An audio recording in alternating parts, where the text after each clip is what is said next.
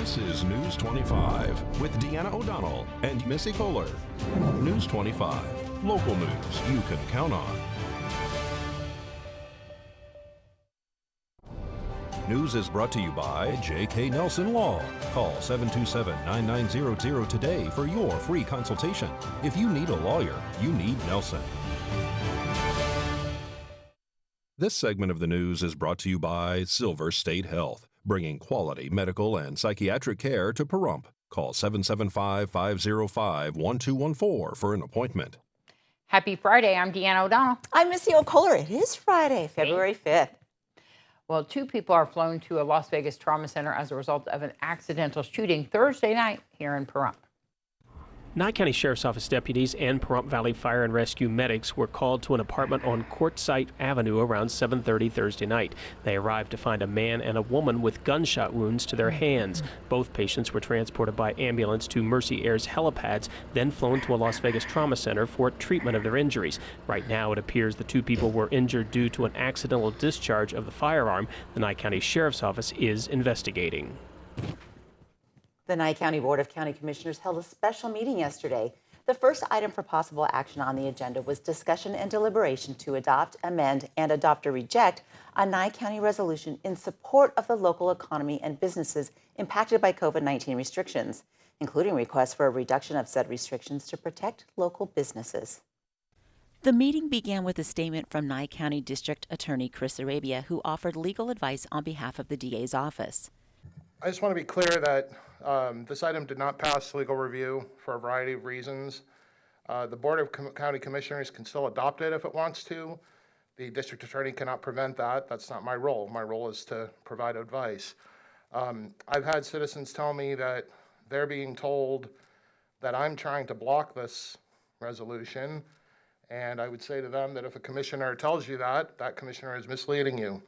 The district attorney only provides legal review. The policy decision is for the Board of County Commissioners to make. The commissioners took public testimony on their decision to author this resolution and then began their edit of the resolution. After completing their amendments, DA Chris Arabia and Michelle Nelson then said that the resolution would now pass legal review with the changes they made. A motion was made to amend and adopt changes made to the resolution, and taking public comments into consideration, the motion was seconded. Nye County is following similar resolutions that have been adopted by White Pine, Elko, Lyon, and Eureka counties, who have declared an economic emergency and have declined to enforce the governor's COVID-19 directives based on the harm they have done to businesses. In a joint statement, Attorney General Aaron Ford and Governor Steve Sisolak said that resolutions like this are mere statements and nothing more.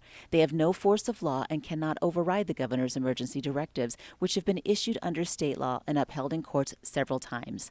The Attorney General has spoken with counsel of various municipalities regarding actions such as these, and each council has acknowledged that these resolutions have no legal effect. Commissioner Strickland clarified that the commissioners were giving the governor the resolution with an ask that he comply with the request and support opening up businesses and allowing church and family gatherings. The resolution itself does not open up the county or change the governor's mandates. Commissioner Cox agreed and wanted to be sure that the audience understands that this may not change a thing. I just want people to understand they can't walk over into their business tomorrow and open it up and take all their masks off and everything because we've given them a resolution, okay? What they were looking for was to be able to do that. That's what they wanted in the resolution. So that's not going to happen in this resolution because that's not what resolutions do. The courts have to do that, apparently. And, you know, if the governor feels that he can kick everybody out of their positions, then and all of those things because we're trying to take care of our people, then let him challenge it. Let him kick us all off. Let him challenge it in the court. I'm not walking away from my job because I'm doing what I swore an oath to do, which is take care of the people.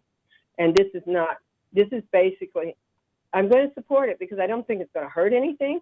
I just want people to understand it's not going to do what they've asked for and what they want. And we may have to go to the courts to do that. After much discussion among the commissioners, they voted 5-0 to pass the resolution, and all 5 will sign it and send it to. Well, we've probably all heard the phrase, neither snow nor rain nor heat, no gloom of night stays these couriers from the swift completion of their appointed rounds. That's the informal motto of the U.S. Postal Service, and they lived up to that promise today after a minor accident involving a Postal Service delivery vehicle here in Pahrump. Nye County Sheriff's Office deputies are investigating the cause of a two-vehicle crash involving a postal carrier's mail truck and a trailer attached to a pickup truck. This happened this afternoon on Dyer Road. All occupants inside both vehicles claimed no injury at the time of the crash. Traffic was blocked temporarily while both vehicles were removed from the roadway. There appears to be no damage on the trailer attached to the pickup truck. However, the mail truck did sustain minor front-end damage. A rural postal carrier arrived on scene to transfer the mail from one vehicle to the other so that they can continue delivering for the rest of the day. A wild burro is struck and killed by a vehicle on Highway 160. The driver was not hurt. Wild horses and burros are a common sight in the Pahrump Valley, but they can pose a danger to drivers. Thursday evening, a vehicle struck a burro on Highway 160 near Harris Farm Road. The burro died as a result of the collision. The driver was not hurt. Highway 160 in this area is a hot spot for horses and burros crossing the roadway, and some concerned residents have even put up signs reminding drivers to be careful and keep an eye out for the animals. Of course, while this area sees a lot of activity, drivers are reminded that they could cross paths with a wild horse or burro pretty much anywhere in the valley, so please drive carefully. We'll be back with more News 25 in just a few. Stay with us. You're watching News 25, the most recognized and farthest-reaching local news in Nye County. News 25, local news you can count on. Robinhood CEO responds to a report that he's not licensed with FINRA, and Janet Yellen says stimulus is needed quickly to rescue the ailing economy. Topping our news, startling news about the CEO of Robinhood. CNBC reports Vlad Tenev is not registered with FINRA, the Financial Industry Regulatory Authority, although his company Robinhood is. FINRA tends to require CEOs and company broker-dealers are registered. Tenev tells CNN Business he does not directly manage the broker-dealer. Still, he does own that trading app that last week had to rush out to come up with $3 billion to cover margin requirements. Treasury Secretary Janet Yellen says officials are meeting to understand deeply what happened behind that surge in trading of shorted stocks on apps such as GameStop, and will make sure that investors are protected. Yellen also warned stimulus from Congress is needed quickly to rescue the ailing economy. To find out where you can see us every day, go to businessfirstam.com. A local behavioral health care provider was sentenced this week in Judge Lane's courtroom. Monica McEwen, 32, had entered a guilty plea for aiming a firearm at another person and discharging a weapon where a person might be in danger. She was arrested in January of 2020 and originally charged with aiming a gun at a person, attempted murder with a deadly weapon, kidnapping, assault with a deadly weapon, and discharging a gun where a person might be in danger. According to the arrest report, the incident happened at the male victim's home. According to the victim, McEwen accused him of conspiring with her sister to steal her identity. The victim said that McEwen forced him at gunpoint to gather her belongings, put them in her car, and then said, "Let's take a ride." The victim told police he feared for her safety and distracted McEwen long enough to get away and heard a loud pop as he ran into the desert. He watched his home from a distance, and when McEwen left, he went back into his home where he found a spent shell casing. When deputies searched McEwen's home, they found ammunition that matched the shell casing that the victim found in his home, but they did not locate a firearm. McEwen called police later that day to turn herself in. Initially, McEwen told police she could not remember what had happened, did not own a firearm, and did not know the victim. In a later interview, McEwen did admit that there was an altercation with the victim. She said she shot off one round of the gun, saying that she was scared and it was in self-defense. McEwen admitted that she did own the gun, but she did not know where it was. She was then arrested. At her sentencing hearing, Nathan Gent, defense attorney, said that McEwen had no record of criminal behavior. He also said that she is in poor health and has a position as a behavioral health provider at a local health clinic. The defense asked the court to consider probation. McEwen spoke on her behalf, stating that she has stayed in compliance with the rules of the court and that she does not pose a threat. She stated that she is a qualified behavioral health analyst. The state felt differently. Kirk Vitto stated that the defendant denied owning a gun and denied knowing the victim. Vitto said that at the time of McEwen's arrest, she should have explained her story of self-defense, but she didn't. He stated that she pled guilty to the reduced charges, never arguing that she acted in self-defense. The state recommended jail time, even if it is in addition to probation. Judge Lane decided McEwen's sentence. 364 days in jail, all the fines and fees is set forth, standard fines and fees, standard conditions of probation, 12 months probation,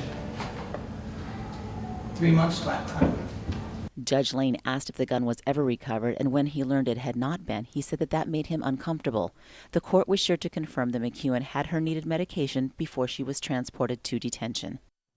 Well, the discovery of several stolen vehicles at a Pahrump residence ends with the arrest of a local man. The theft of a utility trailer in Pahrump leads to the ultimate arrest of Dwayne Rogers. Now, Rogers faces several charges, including buying, possessing, or receiving stolen property, grand larceny of a motor vehicle, removing or altering a VIN or part ID number, possessing, receiving, or transfer of a stolen vehicle, and conspiracy to commit grand larceny. His arrest stems from a theft back in November. A black enclosed utility trailer and the items inside were stolen from a local home. Nye County deputies tracked 2 of those stolen items to a Pahrump pawn shop. They were able to identify the man who pawned the items and spoke with him. That man worked with Rogers, and he told deputies Rogers asked him to retrieve the trailer, which he said was his, and take it to his home. Deputies say that man also told them that once the trailer had been moved to Rogers' residence, it was repainted white.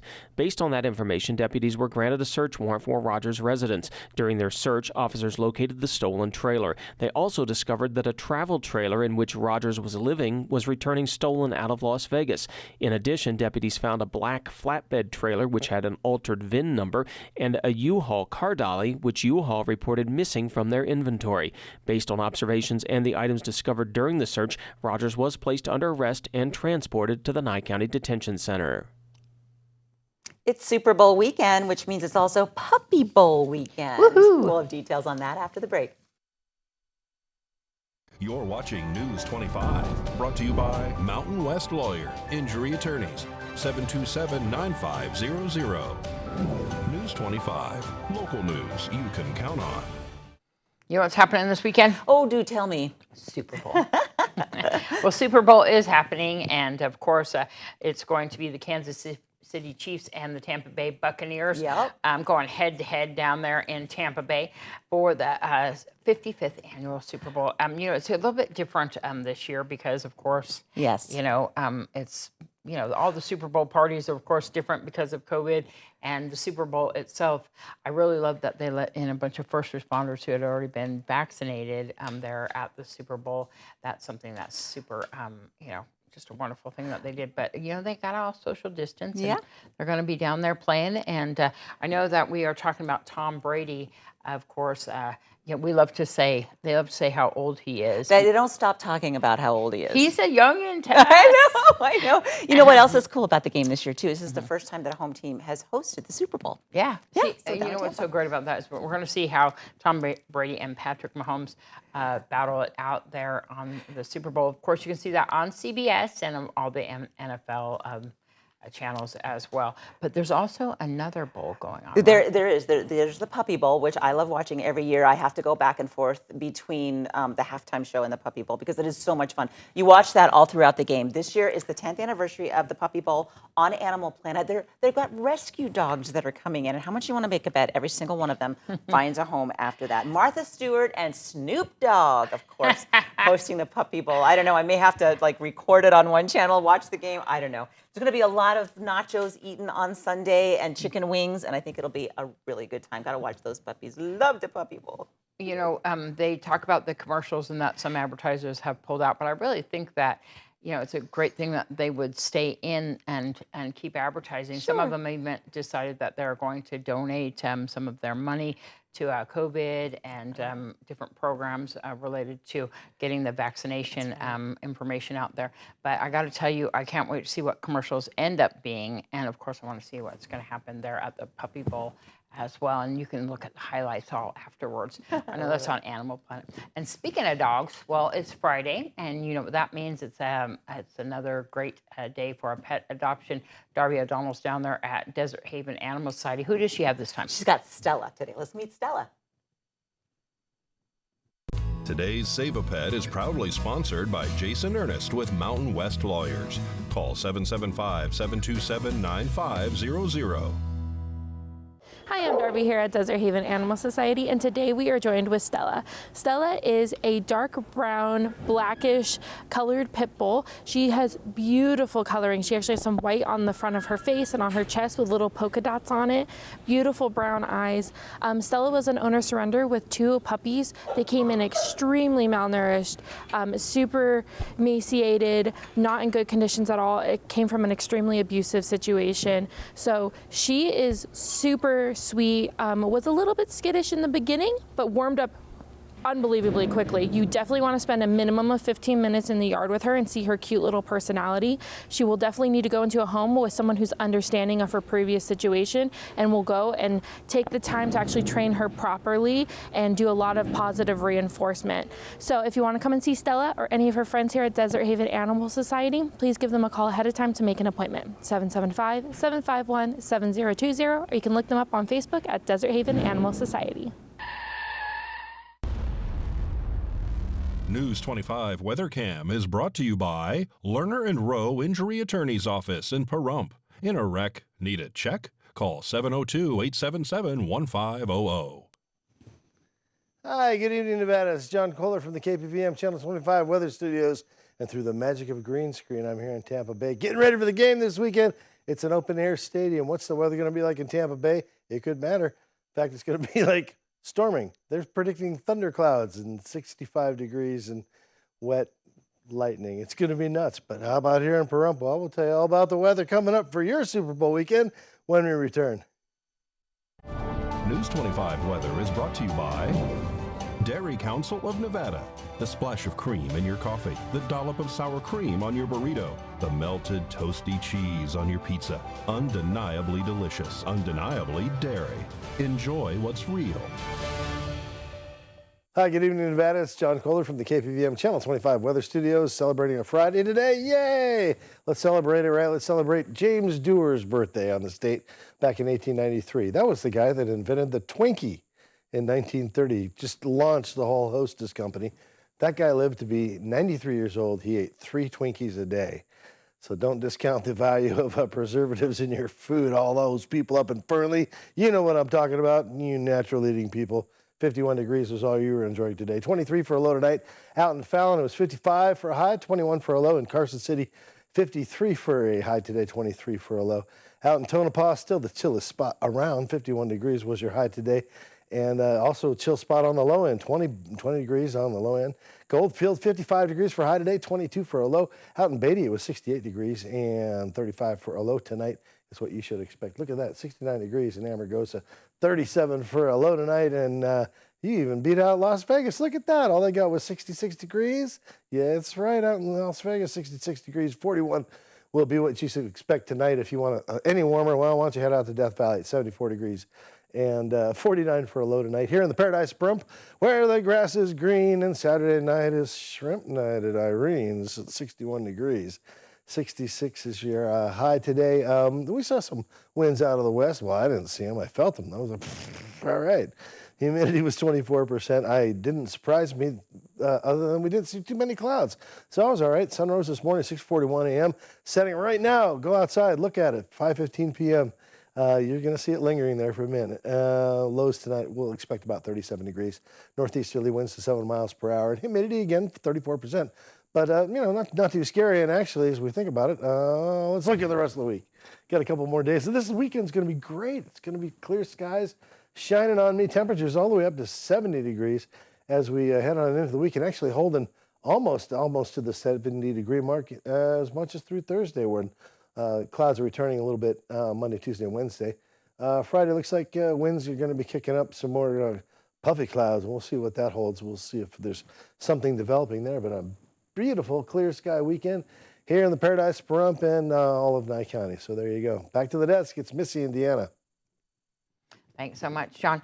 And I got to tell you, if you're looking for a job, the town of Pahrump is hiring for a pool manager and, of course, lifeguards. Yes. And last year, we weren't able to open up the pool because we didn't have enough lifeguard applications.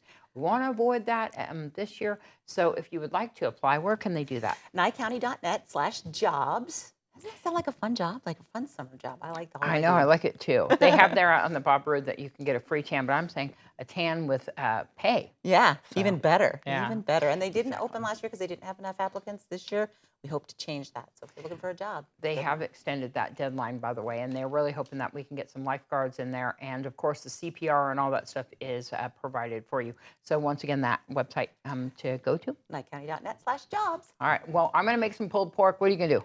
I think we're going to do a hot dog bar. There you go. We'll see you on Monday, and happy Super Bowl weekend. Don't drink and drive. Yes, and I hope your team wins. Have a good weekend. Good night.